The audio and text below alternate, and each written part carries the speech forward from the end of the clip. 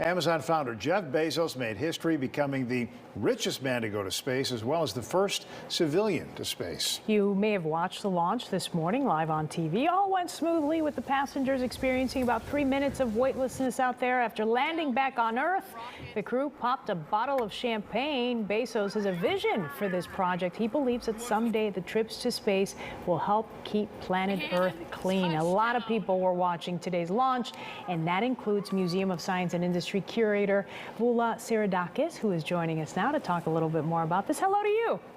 Hello, thank you. Nice to have you. So all went smoothly, looked great live on TV, but what stood out to you about this launch? Well, it is in many ways different from what we've seen before. It is a reusable rocket, just like with SpaceX, but the technology is a little bit different. The New Shepard is shorter and it's thicker because of the type of mission and type of launch than what we've seen in the past.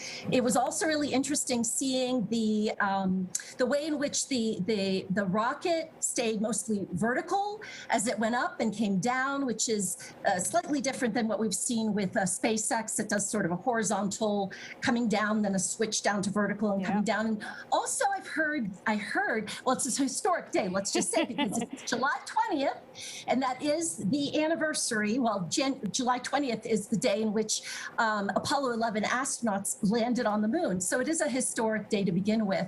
But it's my understanding that they took a piece of canvas from the Wright Flyer up into space, as well as a medallion that was made from the first hot air balloon that soared back in 1783. So it's really interesting to hear all about this.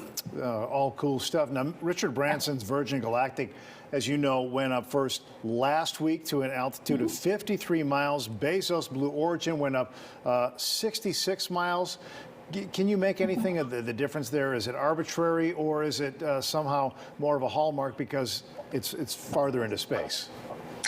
Right. Well, a lot of it has to actually do with aerodynamics and the way in which the technology between the two different missions. So, as I mentioned earlier, this was the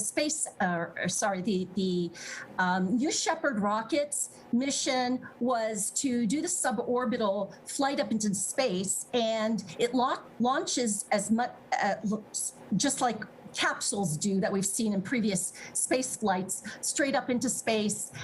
They got to spend about 4 minutes weightless in space before it came down again, much like capsules have in the past with SpaceX and with NASA missions.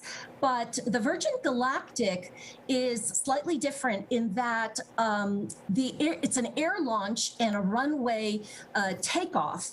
And then after a while of flying in the air, they let the rocket go, and it goes straight up into past the atmosphere, and it hovers at this particular altitude in space temporarily before it lifts its wings in this very interesting thing called the feather system. And it gives the Virgin Galactic the capacity to fly in and out of the atmosphere, either as a capsule or more like an airplane, like whenever it's necessary. And so it lifts its wings and it enters back into the atmosphere, and it then lowers them and glides back onto a runway. So a lot of it has to do with technology, but it's very interesting, very different to know about the differences of that. All right, I love how excited she gets about all of this over at the Museum of Science and Industry. Lots to talk about. I know we're going to talk to you again at some point about some of these launches. Thank you again, Voula Siridakis with MSI. Thank you. I appreciate it. Thanks. Thanks, Doctor. Appreciate it.